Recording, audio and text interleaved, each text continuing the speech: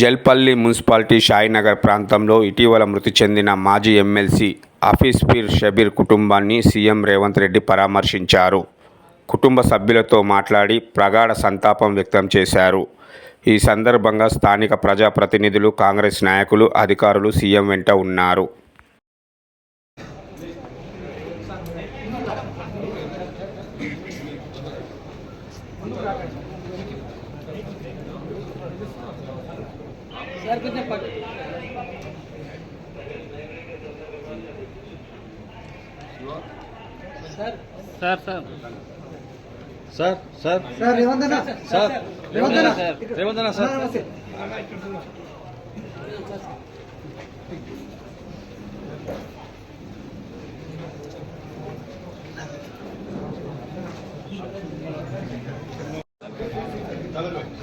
एक स्टेप पीछे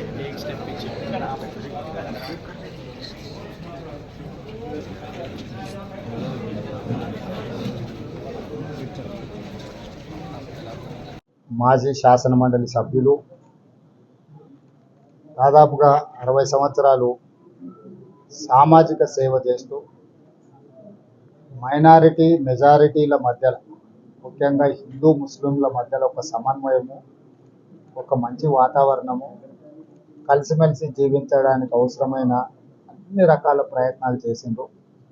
వారి మరణం ముస్లిం సోదరులకు, పీర్ షబీర్ గారి కుటుంబ సభ్యులకే లోటు కాదు, తెలంగాణ రాష్ట్రానికి, ఆంధ్రప్రదేశ్లో కూడా ఉమ్మడి రాష్ట్రంలో వారు చేసిన సేవలు, వారు చేసిన ప్రయత్నాలు, ఈరోజు ఆ స్థాయి నాయకుడు మన మధ్యలో లేకపోవడం దురదృష్టకరం, బాధాకరం.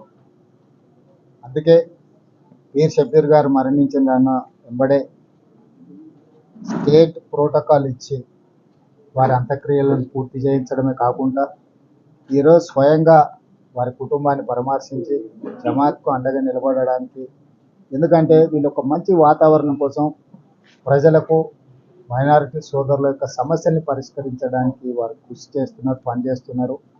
అలాంటి వాళ్ళని గౌరవించడం, వారిని శాశ్వతంగా గుర్తుండే విధంగా ప్రభుత్వం వైపు నుంచి కూడా మద్దతు ఇచ్చేది.